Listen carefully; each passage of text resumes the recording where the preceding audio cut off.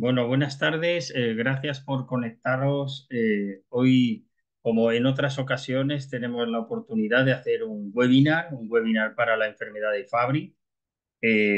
Hace un poco tiempo hicimos el webinar con el doctor Alberto Ortiz del Hospital Fundación Jiménez Díaz y que tuvo la oportunidad de hablarnos sobre la nefrología y la importancia de esta pues, con los pacientes para poder ayudarles, ¿no? Esta vez tenemos la oportunidad de contar también con otro gran especialista, Javier Limeres, es cardiólogo del Hospital Vall d'Hebron de Barcelona y para mí también es un honor poder presentarle. Muchas gracias por estar con nosotros y bueno, nos va a hablar de las cosas importantes a tener en cuenta en la cardiología, en lo que el paciente pues, puede preguntar en la consulta y sus necesidades, y él nos va a dar un repaso en la cardiología y luego lo que tenemos que tener en cuenta todos es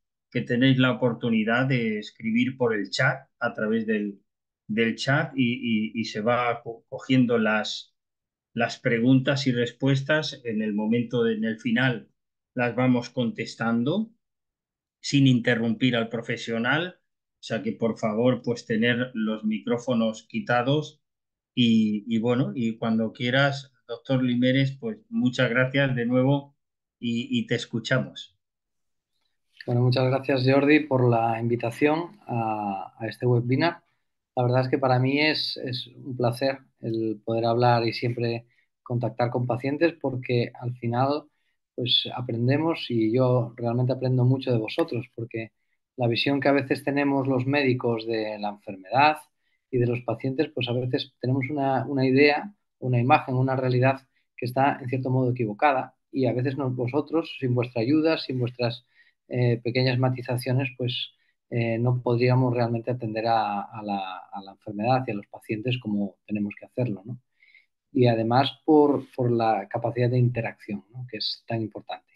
Y por supuesto, ya me adelanto un poquillo a daros también las gracias a través de estas asociaciones de pacientes, porque realmente, lamentablemente, no llegamos los médicos a todos, ni el sistema llega a todo, y gracias a estas asociaciones, pues podemos dar una atención y vosotros os ayudáis ya entre vosotros para que realmente pues, las enfermedades que nunca son agradables para nadie y que por lo menos pues, se lleven pues, dentro de la mejor manera posible, ¿vale?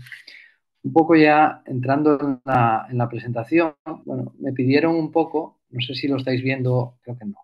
Okay. Tengo que compartir pantalla. Ahora diría que ya la estáis viendo. Bueno, voy a hablar un poco de lo que hacemos los cardiólogos y sobre todo con una visión un poco de pensando en el paciente. Es decir, cuando el paciente va a la consulta de cualquier cardiólogo en cualquier lugar del mundo y que tiene un Fabry, ¿qué espera que le vaya a hacer el cardiólogo? ¿Qué espera que nosotros, qué pruebas realizamos, por qué los realizamos, qué cosas preguntamos y por qué hacemos las cosas que hacemos, ¿no? Intentaré de alguna forma dar unas pinceladas sobre esto. Evidentemente, cada paciente incluso a veces requiere de procedimientos diferentes y a veces muy específicos y cuando hablamos pues, de enfermedades raras, lamentablemente a veces tenemos que hacer cosas raras y vamos a un poco sistematizar el estudio de esta enfermedad. En un momento va a ser un repaso de cardiología de la enfermedad de Fabry, que ya estáis probablemente sabéis mucho y tenéis una información incluso más detallada que yo os pueda dar. Bueno, básicamente lo que voy a hablar, un poco decir, el corazón es importante y es importante valorarlo porque se afecta en la enfermedad de Fabry y esto ya lo sabéis. Y por qué es necesario un cardiólogo para valorar esa afectación cardíaca, ¿no? ¿Qué hacemos o qué utilizamos para valorarlo? Y un poco dar esas pinceladas que al final probablemente de la presentación yo daré unas pinceladas generales y si queréis posteriormente podemos ir detallando alguna más o alguna pregunta más en relación que probablemente igual se ha quedado en el tintero durante la presentación. Bueno, ya sabéis que la enfermedad de Fabry es una enfermedad genética, que existen diferentes alteraciones genéticas que todos veis aquí y como fruto de esas diferentes alteraciones genéticas, el enzima puede funcionar más, menos o incluso nada y como consecuencia pues se produce un acúmulo de sustancias, ya sabéis, glucosfingolípidos que dan lugar a enfermedad. Estas variantes se pueden clasificar de unas variantes pues, que no son tan malas a otras que son mucho más malas y todo dependerá de la capacidad o de la función enzimática que tiene ese enzima residual. ¿Y qué pasa a nivel de todo el cuerpo, de la cabeza a los pies? Pues lo que pasa es que los productos de desecho que tendrían que ser eliminados por esa enzima no se eliminan y se acumulan pues, en los tejidos, ¿no? Y aquellos tejidos que produzcan más glucosfingolípidos y que no sean capaces de eliminarse y que se vayan almacenando, se afectan, ¿no? Por eso decimos que fundamentalmente se afecta al cerebro, se afecta al corazón y se afecta al riñón, pero realmente se afectan todas las células que tienen un enzima defectuoso, ¿no? Y el corazón va a ser uno de estos órganos que también se va a afectar y que van a padecer la enfermedad. ¿Y cómo se produce? Pues como ya lo sabéis, pues poquito a poco, muy lentamente y de forma progresiva, si no hacemos nada que lo evite, ¿no? Y aquí lo veis más o menos en la imagen, ¿no? Al principio se va depositando, la célula puede ir funcionando, pero a medida que se va depositando más, las células se van hinchando, revientan, producen una serie de procesos inflamatorios, se produce un daño y al final se fibrosa, se mueren las células y el órgano pues acaba fracasando.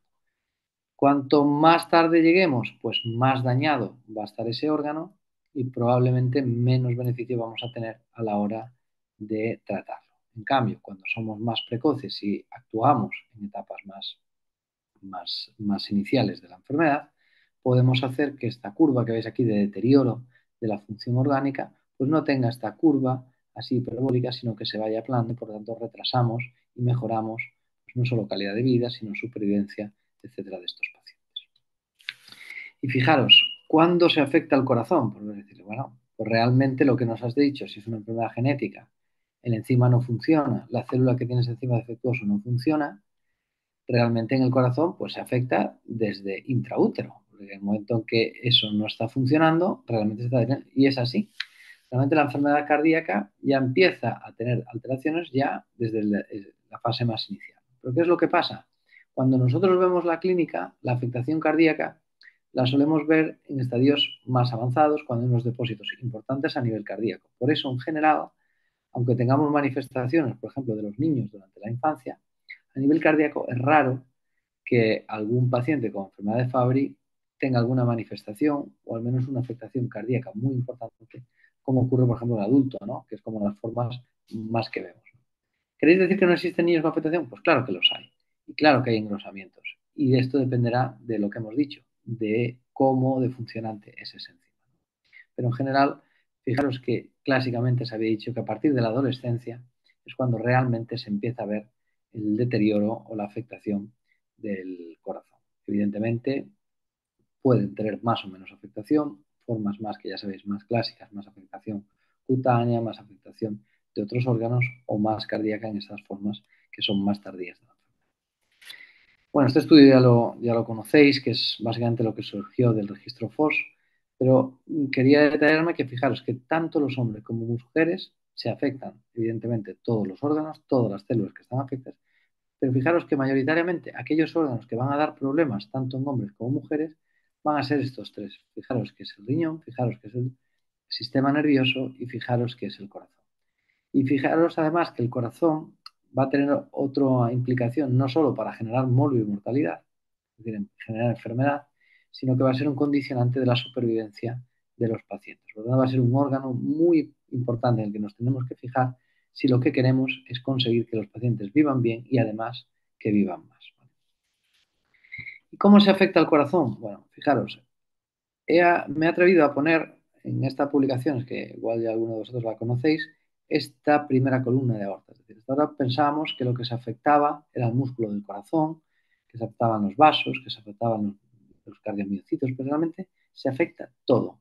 En el corazón se afecta todo, desde el sistema de conducción, los cables, por donde pasa la electricidad del corazón, que se va infiltrando por ese material, por esos esfingolípidos, y va haciendo que se produzcan de forma inicial alteraciones, una hipervelocidad de los cables, porque si fijáis los cables, realmente lo que le pasa a la corriente es que para ir a más velocidad va recubierta, como sabéis, de esas vainas de plástico, etcétera, para hacer que vaya a más velocidad, y el sistema nervioso pasa igual. Cuando empieza a tener, parece que la velocidad se acelera. Y por eso vemos en los electros, ya lo diremos más adelante, alteraciones en el segmento PR, unas alteraciones que hacen que la velocidad vaya más lenta. Pero cuando se va depositando más, se mueren células, se va fibrosando, se va produciendo como un callo en el sistema de conducción, que lo que va a dar es todo lo contrario, no una aceleración de la conducción, sino todo lo contrario, una bradicardia. Incluso a veces bloqueos que hace que no pase la corriente y que necesitemos poner cables nuevos, que necesitemos poner los marcapasos que todos conocéis, ¿no? Y por supuesto que se produzcan fenómenos de arritmias por fibrosis, etcétera, que ocurren en el corazón y que generan circuitos. Pero fijaros que no tenemos problemas eléctricos a nivel de la enfermedad de Fabry. También tenemos, por ejemplo, problemas a nivel del endotelio. Las cañerías que llevan la sangre, que llevan el alimento al músculo cardíaco, también se van infiltrando esas paredes de esas cañerías por ese material, por ese esfingolípido. ¿Y qué ocurre? Que cuando se va engrosando la pared, la difusión del oxígeno, la difusión de los nutrientes cuesta más, porque ha de atravesar una pared mucho más gruesa. Y por lo tanto, el miocardio le falta, tiene hambre de oxígeno, tiene hambre de nutrientes y por lo tanto empieza a deteriorarse el músculo, pierde fuerza, se pueden producir infartos, etcétera. Y por lo tanto se deteriora la función cardíaca, la función de bomba e incluso puede favorecer arritmias y todo ello genera como un círculo vicioso que va haciendo que el corazón vaya disfuncionando. Y por supuesto los cardiomiocitos. Si decíamos que los cardiomiocitos, sabéis que son la célula fundamental, son como los ladrillos de una pared, son la célula fundamental para la contracción y el buen funcionamiento de una bomba. Si decimos que se acumulan de estas sustancias, se van engrosando, se van hipertrofiando, que es la característica que más destacamos en la enfermedad de Fabry, pero si se rompen, si se cicatriza, se inflama, se fibrosa, al final se pierden células, se va volviendo un corazón más rígido, menos funcionante, pierde fuerza y genera una situación final de insuficiencia cardíaca. O sea, estamos viendo problemas arrítmicos, problemas de conducción que necesitamos marcapasos, problemas de cañerías, estamos hablando de una especie de cardiopatía isquémica, pero que no necesariamente tiene que ser por lípidos típicos de colesterol, sino que puede ser por los mismos fosfolípidos. Vamos viendo problemas del propio músculo, estamos hablando de miopatías cardíacas, de cardiomiopatías por ese depósito de músculo. Y por supuesto también las válvulas que podíamos decir que eran estructuras como más rígidas, como las puertas que abren y cierran las compuertas de un dique. Cuando estos fallan, se estrechan o se engruesan, van produciendo alteraciones de las válvulas bien por estenosis, estrechamientos que impiden que la sangre pase de una cavidad a otra y por lo tanto evita o impide que se vacíen estructuras como puedan ser los pulmones o como pueden ser la cabeza, los brazos y se vaya acumulando agua y den una situación final como insuficiencia cardíaca, en este caso no tanto por fallo de bomba, sino por alteraciones estructurales en las compuertas, en las puertas que permiten que abren y cierran la entrada de sangre de una u otra cavidad. Y algo que hasta ahora no lo sabíamos, pero que con las mejoras en la supervivencia, con las mejoras en los tratamientos, con la cardiología, pues la tecnología que ha permitido pues, tratar las válvulas, etcétera, hemos visto que la aorta, el tubo del cual sale el corazón, también puede infiltrarse por material. Al fin y al cabo, la aorta es un vaso más, igual que ocurre en las coronarias, en el endotelio de esas cañerías. Y cuando se infiltra también puede dar que esa pared de aórtica sea más débil y que por lo tanto se debilite, que se vuelva neurismática, que crezca y que teóricamente tenga un riesgo incluso de rotura. ¿No? Por lo tanto, el control de los factores de riesgo para evitar pues, que por hipertensión, etcétera, se debilite y se dilate esta pared también va a ser un foco de diana del tratamiento. Como veis ya y podéis intuir, en la enfermedad de Fabry pasan muchas cosas en el corazón, el paciente con enfermedad de Fabry puede tener muchos problemas a nivel cardíaco y lo que tenemos que hacer los cardiólogos es mirar, observar, diagnosticar si el paciente puede tener alguno de estos problemas y ver qué remedio le podríamos poner a cada uno de estos problemas. Y fijaros, ¿cómo es la afectación cardíaca número? Fijaros, aquí divide en si hay o no hay hipertrofia. Evidentemente, un paciente que tenga una hipertrofia ventricular, evidentemente va a tener más enfermedad que uno que no la tiene. Por ejemplo, un blanco, pero fijaros, la mayoría, perdón, al revés, un blanco que tengan, tengan no tengan hipertrofia, negros con hipertrofia, que no tengan síntomas, pues fijaros que no tienen síntomas, y los que van teniendo con hipertrofia, que están aquí como en negro, tienen más clínica de insuficiencia cardíaca, más clínica de dolor torácico que aquellos, en cambio en blanco, que no tienen esta hipertrofia. Esto es un poco de perogrullo porque al final lo que estamos diciendo es, pacientes más avanzados tienen más síntomas, aquellos que tienen más infiltración de esfingolípidos van a tener más síntomas que aquellos que no lo tienen. Y esto ocurre, si os fijáis, en todas las patologías, como he dicho, tanto en insuficiencia cardíaca, tanto en enfermedad valvular, tanto en arritmias, etcétera. Y el problema, y por lo que es también importante que un cardiólogo valore la enfermedad de Fabry, es por esto. Fijaros que hoy en día la morbimortalidad más importante de los pacientes con enfermedades se debe al corazón.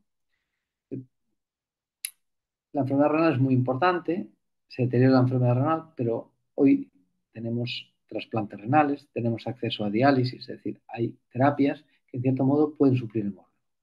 El corazón es más difícil que, por ejemplo, un riñón, y en cuanto a la manifestación clínica de afectación, pues veis que es como más frecuente tanto en hombres como en mujeres. Incluso en mujeres parece que más esta afectación cardíaca, sobre todo porque también las mujeres duran más y al igual que ocurre fuera de la enfermedad de Fabry, las mujeres tienen tendencia a generar más insuficiencia cardíaca con fracción de eyección preservada, que es la que inicialmente podríamos ver, por ejemplo, en los pacientes con la enfermedad de Fabry.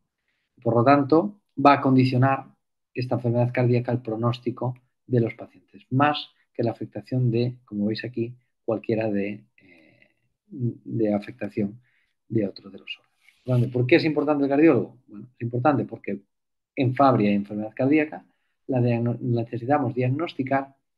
Necesitamos además valorar e ir monitorizando qué le va pasando al paciente con enfermedad de Fabry, es decir, no solo vale decir tengo una válvula afectada, infiltrada por esfingolípidos, es decir, cómo está esa válvula y después ver qué le pasa a lo largo del tiempo. Y por supuesto, para decidir cuál es la terapéutica o qué tengo que hacer si tengo algún tipo de afectación arrítmica, algún tipo de afectación estructural o lo que sea. Por lo tanto, la evaluación cardiológica ha de ser continua en el tiempo y hemos de ir continuamente tomando decisiones y monitorizando esta evolución. Por lo tanto, la idea es que todo paciente con Fabry ha de poner un cardiólogo en su vida. Tiene que tener un cardiólogo que le vaya revisando y que vaya viendo cómo va siendo su evolución. Problema de la cardiología y como todo en enfermedades raras, pues que el problema es que uno sabe algo cuando estudia algo y cuando ve algo y cuando conoce algo. La experiencia realmente hace la perfección y cuando realmente uno no ve ningún paciente o ve uno, pues decir que sabe es difícil. Entonces, a veces no solo vale que te vea un cardiólogo, sino que te vea un cardiólogo que además sabe de esa enfermedad. Uno, pues, cuando tiene un problema neurológico, pues no va al traumatólogo, va al neurólogo. De la misma forma, cuando alguien tiene un infarto, pues va al cardiólogo y no va, pues, yo qué sé, al reumatólogo. Aquí pasa algo similar, pero todavía con más INRI por el tema de la baja prevalencia de enfermedad. Por eso ya sabéis que en todos los países, más o menos en los que se organiza la atención a las enfermedades raras, se tiende en cierto modo a intentar concentrar los casos en centros o en determinados médicos de forma que genere experiencia y conocimiento para atender de la mejor manera posible a estos pacientes. Por lo tanto, atender a los pacientes con Fabry en cardiología y atenderlo dentro de la cardiología en aquellas unidades especializadas en pacientes con enfermedades como la del Fabry.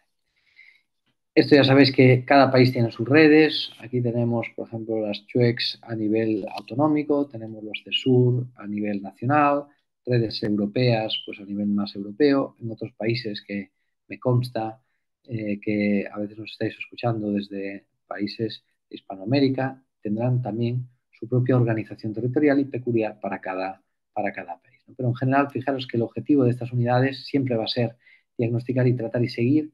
Aquí os pongo cardiopatías familiares porque es donde yo me muevo, es decir, los pacientes con enfermedad de Fabry se incluyen dentro de este grupo de cardiopatías familiares. Podría, si habláramos de riñón, pues serían a lo mejor pues, enfermedades renales hereditarias o lo que fuera, e intentar agruparlas. Porque son complejas, porque necesitan un asesoramiento familiar, un asesoramiento genético, necesitan una atención a veces conjunta y porque además algo muy importante que lo hemos aprendido no solo del Fabry, sino de todas las enfermedades, que cuando uno ve a un paciente no ve a un paciente, sino que ve a una familia y la información que extraemos de un familiar es muy importante para ver al otro familiar. Por tanto, la integración de toda la información rodeada a un mismo médico, a un mismo especialista, va a dar información para saber qué es lo que le puede pasar o la tendencia de lo que le puede pasar por esa misma enfermedad a otro miembro de la familia. Y por supuesto, pues todo lo que tenga que ver, si podemos coordinar todo esto con otros especialistas a la vez en el mismo centro, que no tenga que desplazarse a centros diferentes y le podemos incluso a los pacientes dar investigación, asesoramiento, docencia, un poco lo que estamos haciendo hoy aquí, pues todavía mejor que mejor, ¿no? Por eso es importante que aunque uno tenga sus médicos cercanos, tenga al menos algún tipo de evaluación por estos centros de...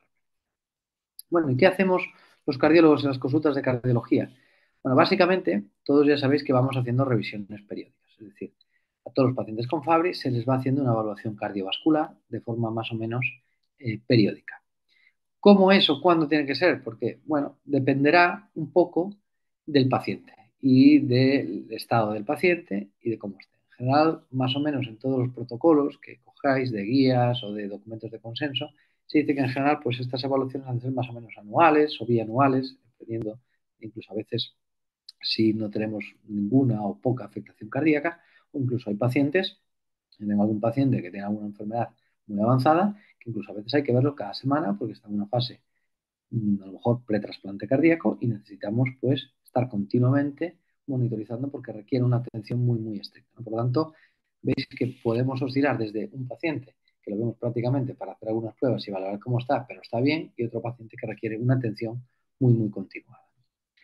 Y en general, ¿qué es lo que hacemos cuando venís a las consultas de cardiología, cuando os atendemos? Lo primero, lo que hacemos siempre, al decir, ahora se ha puesto mucho de fama pues, la consulta telemática, por teléfono, etcétera, que yo creo que en enfermedad de Fabry vale, por ejemplo, para dar algún resultado, una analítica que queda pendiente en algún momento, algún recado, algún punto.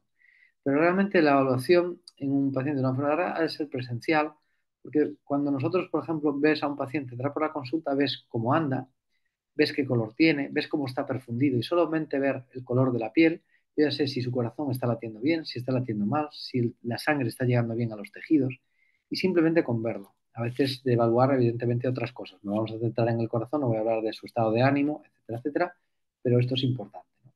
Y empezamos a preguntar siempre con el árbol al lado, ¿no? Ver a veces si ha habido algún cambio a nivel familiar, cómo están y cómo está el propio paciente, ¿no? Preguntar cómo se encuentra, si tiene síntomas o no. ¿Y qué síntomas preguntamos? Siempre preguntamos pensando en los síntomas que dan lo que hemos dicho previamente, los síntomas dependiendo de la afectación. Si tenía síntomas arrítmicos, ¿qué voy a preguntar? ¿Tiene usted palpitaciones? ¿Se ha desmayado? Si hay bradicardia, pues a veces cuando el corazón va muy lento, el paciente se cansa más porque tiene una insuficiencia cronotropa, se cansa más, o cuando hay síntomas de retención de líquidos porque está haciendo un fallo de bomba o una válvula está muy estrecha y no deja vaciar los compartimentos de agua, ¿qué le va a pasar al paciente? Va a ir acumulando agua, se va a presentar edemas, hinchazón de las piernas. Si se encharca el pulmón, lo que le va a pasar es que se va a ahogar, y se va a ahogar específicamente cuando se tumba. Y por eso decimos, cuando te tumbas, te ahogas, necesitas más almohadas, necesitas incorporarte, lo preguntamos. O, por ejemplo, se queda dormido, no se ahoga, pero al cabo de un cierto tiempo aparece una taquicardia refleja en el sueño REM que hace que con la taquicardia aparezca el ahogo y uno se despierte pues a la hora, hora y media de estar dormido. Y dices, ostras, es que cada hora, hora y media me despierto y me tengo que sentar y cuando se me pasa, tumbo y vuelvo a dormir otra hora y media. Es decir, son síntomas que nos van alertando de que puede estar fallando alguno de estos síntomas, incremento de peso, etc. Son preguntas en este sentido pensando que puede afectar. Si se afecta la cañería y no le llega bien, ¿qué es lo que pasa? Cuando alguien hace esfuerzo, pues va a tener exactamente los mismos síntomas que pueda tener una cardiopatía isquémica. Va a tener dolor, opresión en el pecho, opresión que a veces se va al brazo, a la mandíbula, etcétera, y que calma con el reposo. Es decir, podemos tener todo un popurrí de síntomas. Y una vez acabada esta fase de preguntas, siempre vamos a ver cómo está el paciente, ver datos objetivos de qué es lo que puede estar fallando. Ya os había dicho que solo entrar por la puerta ya vamos viendo la velocidad con la que camina, si jadea o no jadea, si respira rápido o despacio, y eso lo vemos simplemente inspeccionando cómo ve el paciente. Luego lo palpamos, le tocamos las piernas, vemos si las tiene hinchadas, si no las tiene hinchadas, le vemos el pulso, si va rápido, si va lento, si tiene una arritmia, si no tiene una arritmia. Y por supuesto luego lo escultamos. Con los fonendos cuando nos lo ponemos lo que vamos a oír son los ruidos cardíacos del corazón. Si hay una válvula mal, hará ruido. Cuando hay una estenosis se oyen como silbidos. Cuando una válvula va descompensada, pues los latidos van descompensados, puedo pensar en una arritmia. Cuando hay retención de líquido, por ejemplo, en el pulmón, si yo ausculto el pulmón, pues lo que puedo auscultar es el agua, cómo se mueve a nivel pulmonar cuando el paciente respira. Y yo tengo datos objetivos de que si el paciente se cansa y oigo esto, puedo decir, el paciente parece que tiene una semiología de fallo cardíaco. ¿De acuerdo? Así que fijaros que primero preguntamos cómo está el paciente y según lo que nos va contando, podemos ir ya orientando qué es lo que le puede estar el paciente. A eso nos tenemos que cargar de datos clínicos para saber para dónde tiran los datos. Y en general, a pesar de que con la información de la anamnesis, de lo que le podamos preguntar y que lo que pueda responder el paciente, tenemos una serie de información y a través de la exploración también podemos tener unos datos objetivos, muchas veces con esto no acertamos. Estamos haciendo un poco de Sherlock Holmes cuando tenemos a un paciente con Fabry en la consulta. Y en general vamos a pedir otras pruebas que nos van a orientar todavía más para llegar a un diagnóstico para que podamos poner una terapéutica. ¿Vale? No podemos llegar a una terapéutica, poner un tratamiento si no sabemos lo que le pasa al paciente. En general siempre valoramos, siempre hacemos un electrocardiograma cuando venís a las consultas. ¿Y por qué? Porque os decíamos que se afectaba el sistema de conducción, se afectaban los cables, se afectaba la electricidad, podría haber arritmias, ¿no? Y con una prueba como esta, en un único momento, podemos ver cómo está el sistema de conducción y ver si se cambia. Y lo comparamos con los electros, por ejemplo, del año anterior. Y comparando un electro de este año con el año anterior, podemos ver si el paciente está estable o si ha progresado algún trastorno de la conducción, si los cables han empeorado. ¿Y qué vemos en pacientes con Fabry? Pues a veces vemos electros normales, porque no parece que haya ninguna afectación, o vemos electros como estos. Electros donde os dije que el PR pues iba cortando, este segmentito de aquí. A veces vemos que estas ondas, que son las ondas que crecen, se hacen más pequeñas. Estos que son los voltajes crecen como aquí, se mezclan unos con otros, que ya no sabes dónde acaba uno y dónde empieza otro, que esto ocurre cuando hay una hipertrofia, cuando se va engrosando el corazón y se producen estas alteraciones, ¿no? A veces con el propio depósito, con la hipertrofia, a veces con isquemia. Y puede haber muchísimas otras alteraciones, arritmias, etcétera, que pueden ser visualizables simplemente haciendo un electrocardiograma. Por lo tanto, el electrocardiograma nos da mucha información. Por lo tanto, en general, lo hacemos siempre. Pero decís, bueno, pero con ahí estás viendo la electricidad, pero no estás viendo cómo están las válvulas, no estás viendo cómo está el grosor de las paredes. Y para eso utilizamos otras técnicas de imagen. En general, la que nos es muy fácil y útil, porque es muy rápida de hacer y está pues a la cabecera de nuestras consultas, es el ecocardiograma, como veis aquí, que esto os lo haría a 100% de vosotros. Y aquí donde es lo que vemos, pues vemos las cámaras del corazón, vemos el ventrículo izquierdo, como veis aquí, cortado de forma longitudinal con la aurícula izquierda y vemos aquí las cavidades derechas. Por tanto, ventrículo izquierdo, ventrículo derecho, aurícula izquierda, aurículo derecho y vemos, como veis, las válvulas. Vemos si hay engrosamientos, si están delgadas o podemos ir girando el ecógrafo y hacer planos, por ejemplo, transversales. Aquí veis como corto el mismo ventrículo, pero en este sentido. Y veo imágenes como donos, veo que están engrosados, etcétera. Puedo ver signos como esto, que según vosotros os suena, signo binario, se dijo que alguna vez cuando empezaba la enfermedad de Fabry se depositaban esfingolípidos en la zona del endotelio y vimos que esto no es real ni es algo que podamos utilizar como referente de enfermedad de Fabry, pero lo que vamos viendo es esto, cómo de grueso está el ventrículo, cómo se mueve, cómo es la fuerza, cómo se abren o cierran las válvulas, si existen fugas o no, si hay crecimiento de cavidades, en todos los aspectos del ventrículo. Papilares, cómo están, si están engrosados, los músculos que sostienen las válvulas, cuando se infiltran se van engrosando, también lo podemos monitorizar mediante estas pruebas. Pero fijaros que la ecografía a veces nos dificulta mucho diagnosticar si un paciente o no tiene una afectación por Fabry o no, o incluso si lo que estamos viendo como ese engrosamiento de la pared es un Fabry o no. Aquí, por ejemplo, os pongo 4 pacientes que tienen hipertrofia, tienen engrosamiento del ventrículo izquierdo, pero debido a diferentes causas. Aquí, por ejemplo, esto es un paciente hipertenso y veis que está engrosado. Aquí esto es una miocardiopatía hipertrófica por unas mutaciones en genes sarcoméricos que nada tiene que ver con una enfermedad de depósito y también engruesa las paredes del corazón. O, por ejemplo, este otro es una amiloidosis, es una enfermedad infiltrativa por amiloide, que no tiene nada que ver con la enfermedad de Fabry como esta última imagen que veis aquí. ¿Vale? Es decir, tenemos a veces tal. Evidentemente, si yo voy haciendo ecos seriadas y yo voy viendo un paciente que yo ya le he diagnosticado que tiene una mutación patogénica y que sé que tiene enfermedad de Fabry, claro que me va a servir para saber si el tratamiento que yo le estoy dando a ese paciente me está evitando que esté creciendo el ventrículo, etc. Problemas de la eco, que son muy operador dependientes y a veces las ventanas ecocardiográficas no son del todo buenas y a veces no podemos ver las cosas todo lo bien que queremos, ¿no? Y por eso utilizamos a veces otras técnicas, que ahora un poquitín más adelante, que es la resonancia.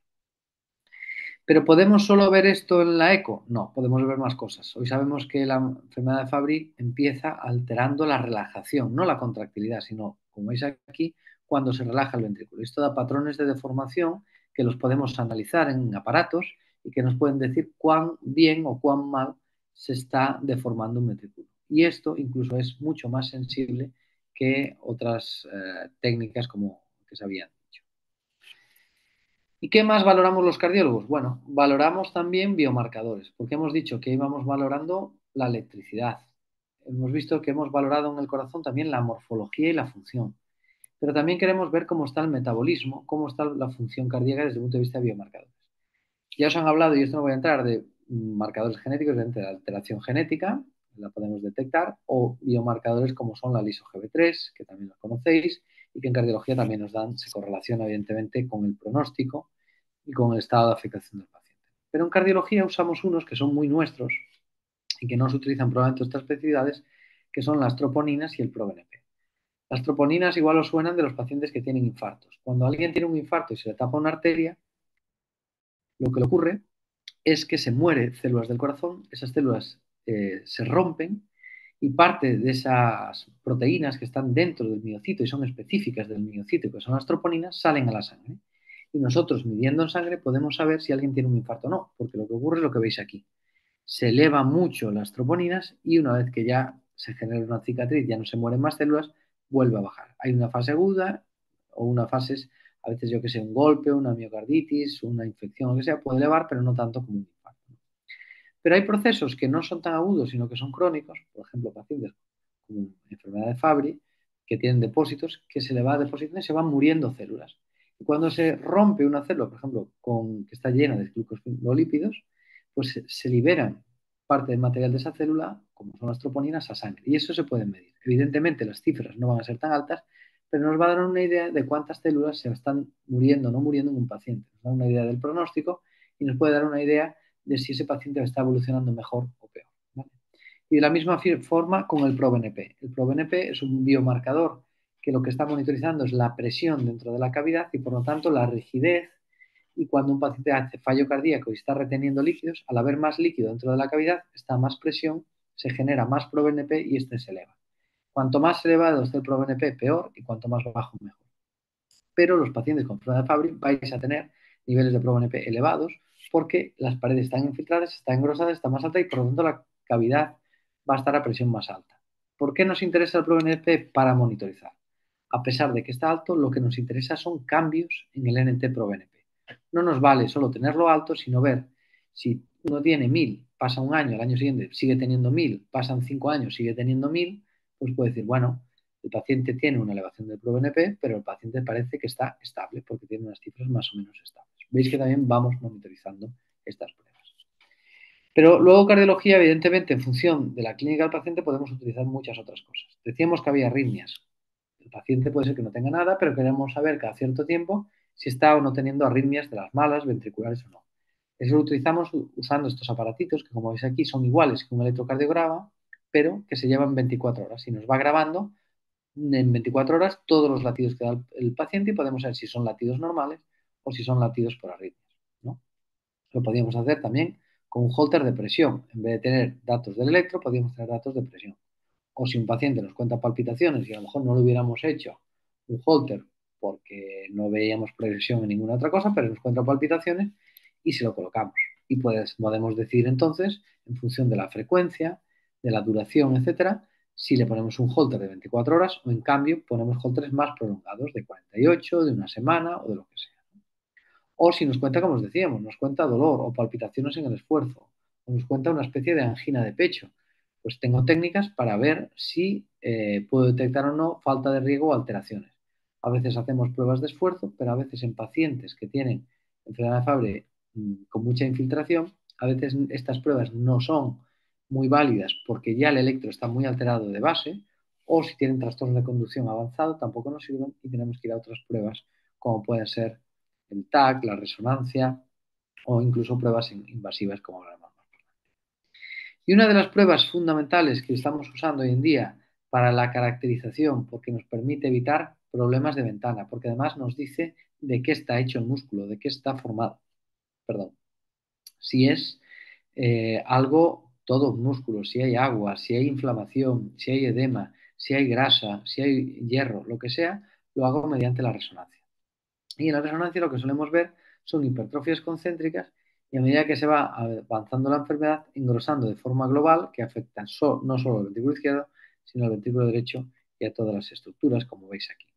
De forma inicial, si os fijáis, correlacionándolo con la clínica, con las alteraciones electrocardiográficas, con las alteraciones analíticas, etcétera, podemos ir viendo en qué estadio está el paciente. Desde fases de paciente que tiene una alteración genética, pero en cambio no he demostrado depósitos absolutamente de nada a nivel del miocardio, hasta pacientes muy avanzados donde no solo tiene infiltración del miocardio, sino incluso zonas aceleradas porque se han necrosado, se han muerto parte de esas miocárdicas, se han generado cicatrices, fibrosis que se ven en blanco en la resonancia y que además se correlacionan muy bien con biomarcadores, con alteraciones en el electro, con la clínica del paciente, con a veces afectación de otros órganos en función del tipo de Fabry que estemos hablando. Y en cardio utilizamos otras técnicas, pues claro, utilizamos muchas otras, pero aquí ya son pruebas no tan de rutina y que solemos hacer en función de cómo se encuentra el paciente, ¿no? Por ejemplo, a veces pues tenemos que hacer biopsias cardíacas. ¿Cuándo? Por ejemplo, cuando un paciente tiene una alteración en una variante genética que no sabemos lo que produce, no tenemos afectación de ningún otro órgano, no hemos visto ninguna otra cosa y lo único que vemos es afectación cardíaca. Pues a lo mejor tenemos que hacer alguna biopsia cardíaca para demostrar si existen o no existen infiltrados de estos glucosfingolípidos, por ejemplo, como veis aquí en el sistema de conducción, ¿no? O en las células musculares del corazón, ¿no? Podemos tener cierta afectación. Podemos hacer más técnicas, por supuesto, pero ya en función de la clínica del paciente, ¿no? Por ejemplo, TAC coronario, si a lo mejor no podíamos hacer una ergometría y queremos ver las arterias, cómo están, si hay zonas de atascos o no, si tiene palpitaciones o ha hecho un desmayo, lo que sea, ver si hay problemas de sistema de función o inducción de arritmias, haciendo estudios electrofisiológicos, como veis aquí, o incluso si hay problemas, pues a lo mejor que hay que poner una válvula porque está obstruida, o hemos detectado un estrechamiento en una de estas arterias y tenemos que ir a poner un stent, etcétera, pues utilizamos técnicas hemodinámicas para ir a tratar a los pacientes.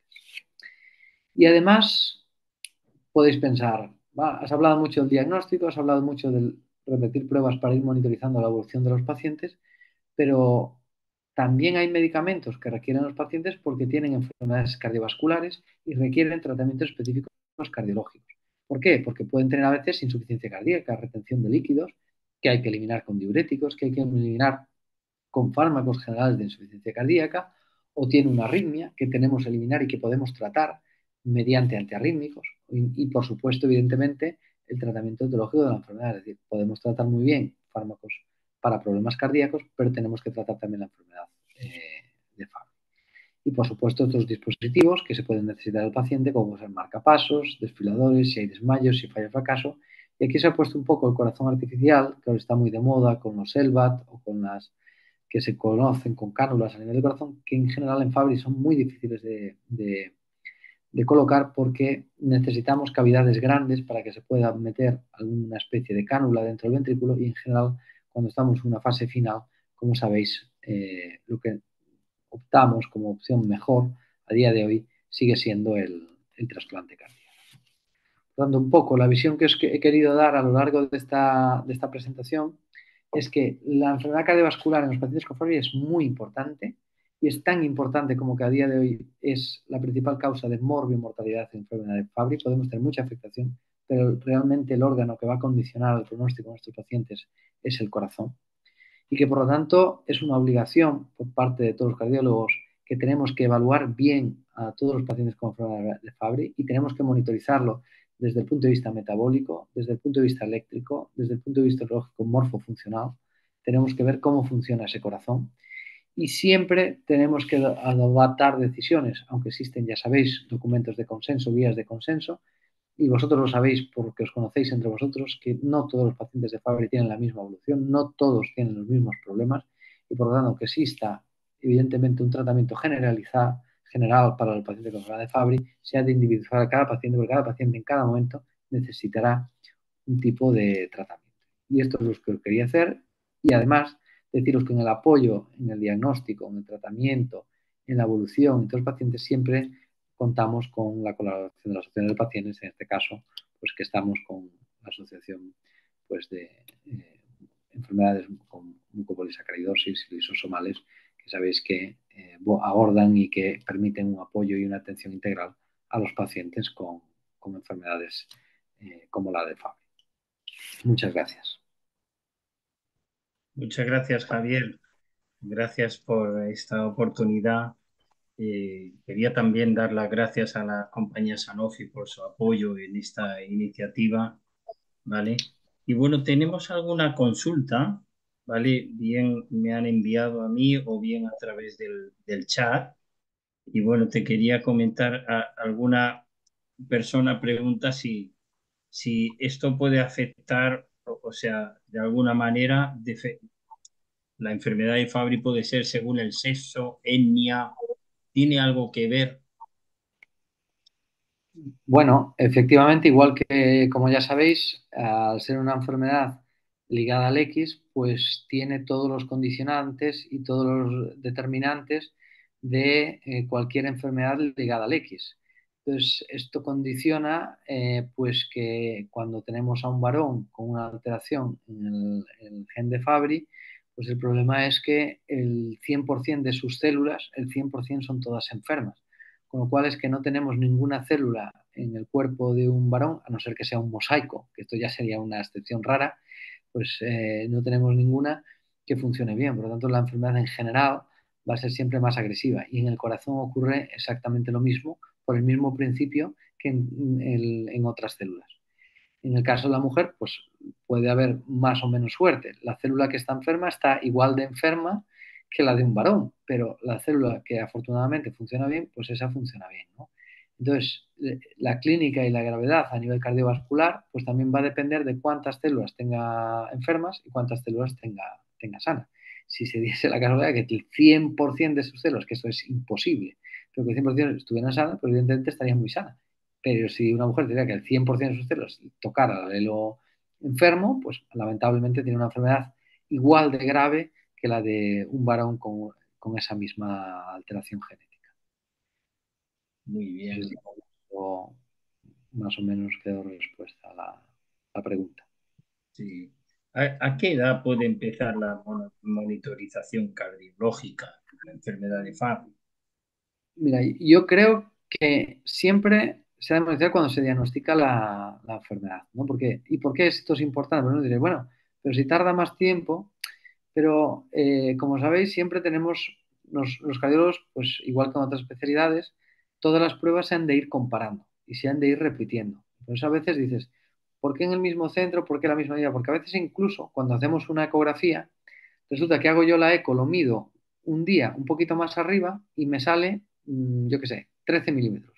Y el año pasado lo medí un poquito más abajo y en vez de 13 he dicho 12 milímetros.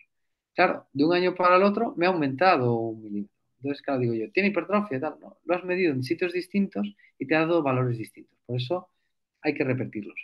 Y si yo tengo una prueba inicial, cuando yo diagnostico un paciente y tengo la primera foto de ese paciente, me es muchísimo más fácil ver si el paciente hay o no hay cambios en el paciente. Por eso yo creo que en general, cuando tenéis a un paciente, pues, y estamos pensando probablemente alguno de vosotros en hijos, en niños que tienen enfermedad de Fabry, pues no está de más que tenga una valoración cardiológica, que está todo bien, pues fenomenal. Que no hay que verlo hasta dentro de un año o 2 años, pues fenomenal. Pero por lo menos ya sabéis, ya se ha evaluado todo y estáis tranquilos de tengo una evaluación correcta y no estáis con la duda de por qué me he de esperar o no me he de esperar o según qué edad, ¿no? Porque al final cada paciente a veces es un mundo y uno que esperaba, esperaría que vaya a tener una afectación a los 30 años, pues resulta que los tiene a los 15 y ya tiene una afectación con 15 muy severa. Con lo cual yo te diría que ya en el momento del diagnóstico. Ujú. Y aquí hay otra cuestión, ¿les limita a los pacientes el ejercicio? O sea, ¿cómo puede? Mira, en general, el ejercicio a nivel cardiovascular tiene muchísimos beneficios, muchísimos. Y tiene muchos beneficios porque pensad que evidentemente el ejercicio no va a mejorar una alteración genética. El que tiene una alteración genética, por mucho ejercicio que haces, sigues teniendo. Y la enzima que te funciona mal, funciona mal. Pero no hay que pensar que el paciente con enfermedad de Fabry no solo tiene Fabry, también puede tener hipertensión. A lo mejor el paciente con enfermedad de Fabry fuma. A lo mejor el paciente con enfermedad de Fabry pues tiene diabetes. Es decir, puede tener muchas otras patologías. Y sí que sabemos que el ejercicio sí que modula esas otras enfermedades. Y, por ejemplo, cuando alguien tiene una insuficiencia cardíaca, esto por la enfermedad de Fabry, sabemos que el ejercicio, por ejemplo, incrementa la capacidad torácica, la capacidad de oxigenación, con lo cual, si por un lado tenemos un corazón que a lo mejor nos va bombeando un poquito menos, pero mejoramos la oxigenación porque estamos mejorando la capacidad pulmonar, al final, ¿qué va a pasar al paciente? Que va a mejorar. ¿Qué le va a pasar a sus órganos y tejidos? Que van a estar mejor perfundidos y le va a llegar mejor oxígeno. Con lo cual, pacientes con enfermedad de Fabry, hacer deporte. ¿Por qué? Porque os va a ser beneficioso.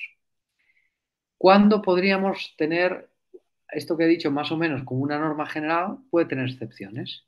¿Puede tener excepciones cuándo? Pues cuando el cardiólogo os diga que probablemente igual no es el mejor momento para hacer deporte o quizás en ese momento no. ¿Por qué? Porque a lo mejor el cardiólogo está viendo que tienes alguna arteria que le está llegando mal el riego o que tiene a lo mejor algún estrechamiento o que tienes una clínica, por ejemplo, de angina, todavía no ha estudiado y no sabe por qué. Entonces a lo mejor ahí dicen, no hagas deporte, déjame ver qué es lo que pasa, voy a ver si tienes una arteria atascada y si tienes una arteria atascada, evidentemente el deporte es malo porque induce isquemia y puede haber un desencadenante arrítmico o incluso provocar un infarto, se trata eso y una vez que se trata, a lo mejor tienes el cardiólogo, bueno, es que ahora ya está tratado, ahora no es que ya no hagas deporte, es que incluso ahora, venga, ahora hacer deporte porque hay que evitar que no nos vuelva a pasar lo mismo, ¿no? Por lo tanto, yo creo que en general la idea es, hay que hacer deporte, el deporte a nivel cardiovascular, en enfermedad de Fabry como en otras patologías, es beneficioso y a excepción de en algún momento que el cardiólogo vea algo, pues porque se inducen arritmias de esfuerzo o por algún motivo que haga una cierta limitación, que probablemente en la mayoría de los casos va a ser una limitación temporal al ejercicio físico. Sí, aquí hay dos cuestiones relacionadas con esta última, pero una dice, para seguir el hilo, pero si no sudamos, ¿sigue siendo bueno hacer deporte? Bueno, aquí hay el Sí. problema de siempre, ¿no? Con el que evidentemente el ejercicio físico, el incremento de la temperatura, la tolerancia al que puede dificultar el esto.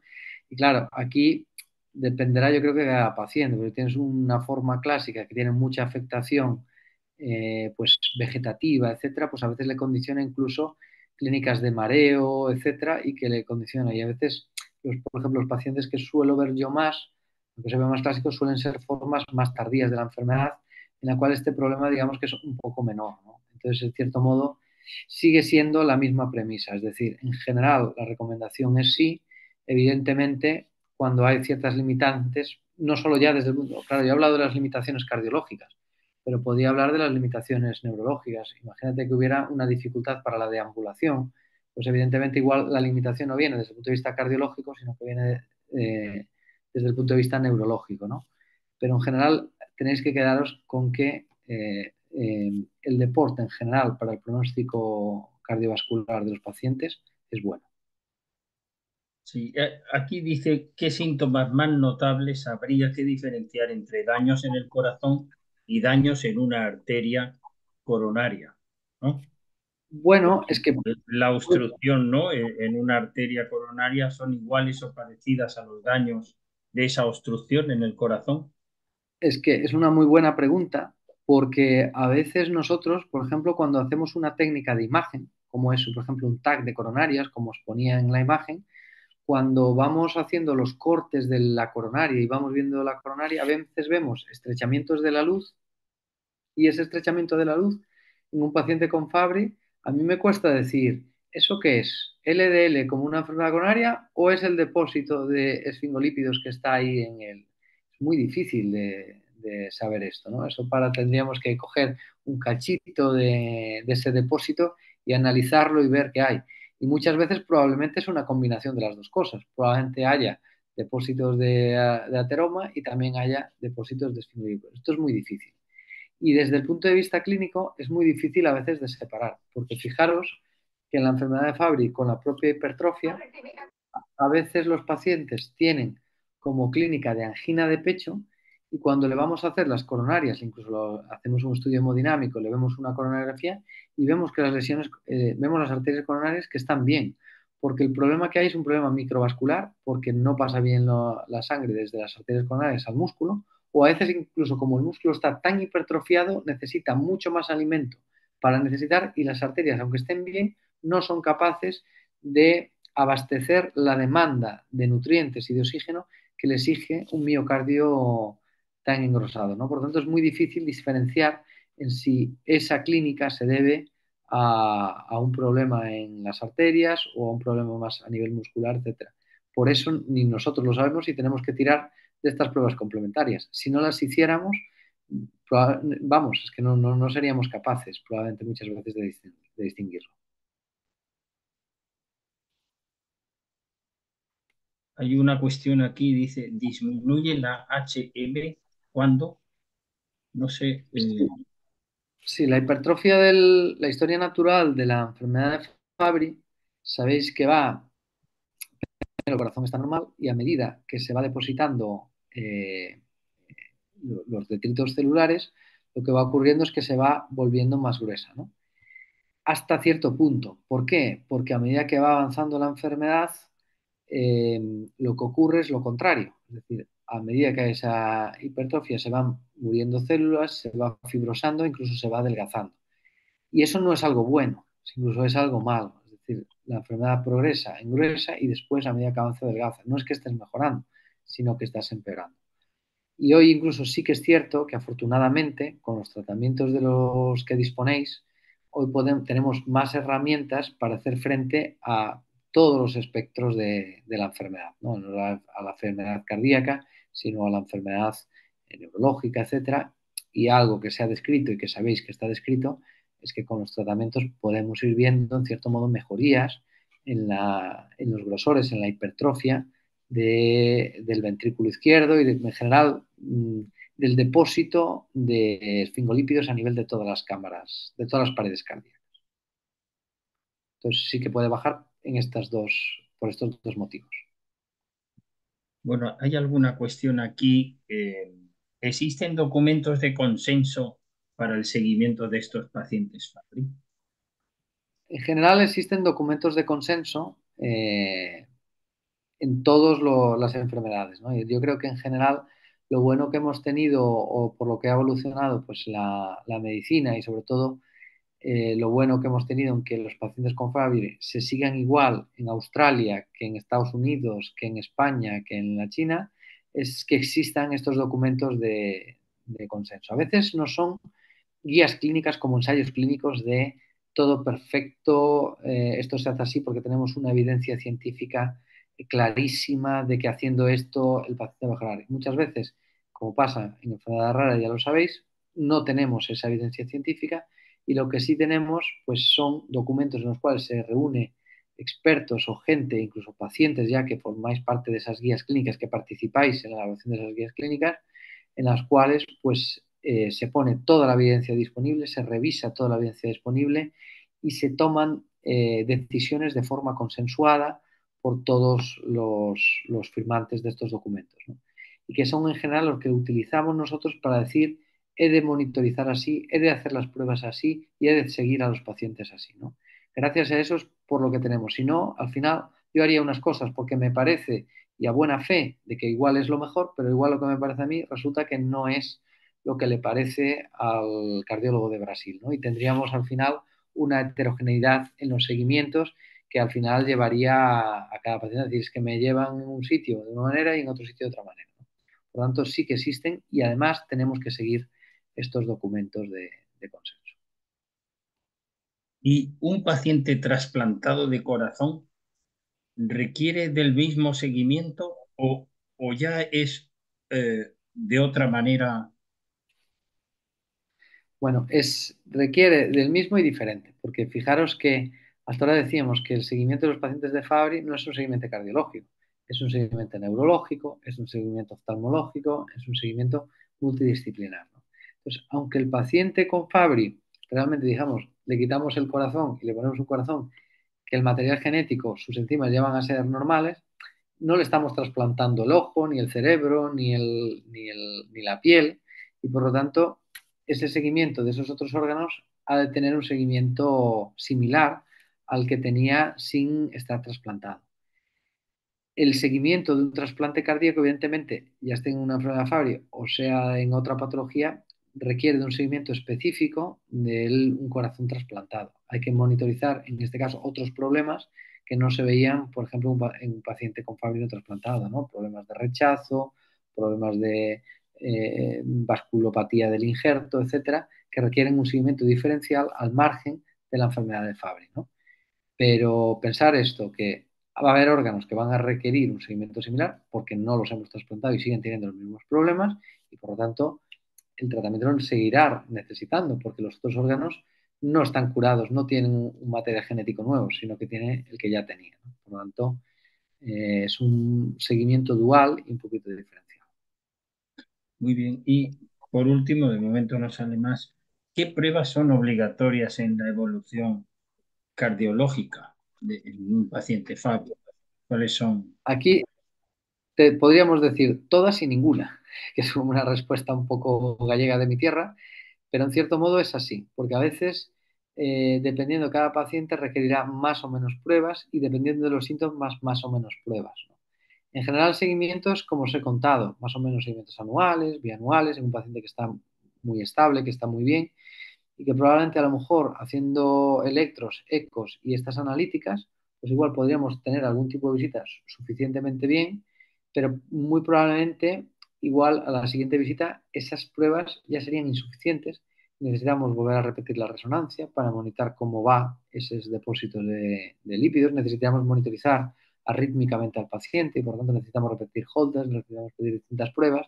Y por lo tanto, yo lo que os diría es, todas las pruebas más o menos que os hemos contado son necesarias en algún momento de los pacientes con enfermedad Fabry y lo que va a variar, por ejemplo, de unos pacientes a otros son la periodicidad en las cuales se realizan esas pruebas. Pero todos vais a necesitar un seguimiento con ProBNP, con biomarcadores, un seguimiento de imagen, un seguimiento con los problemas eléctricos, pero igual uno lo necesita cada 6 meses y otro lo necesita pues cada 2 años. O sea, esto es lo que va a cambiar probablemente. Muy bien, bueno, pues no tenemos más preguntas. Ha sido una sesión extraordinaria. Muchísimas gracias. Gracias también a todos los que habéis estado atentos a esta sesión.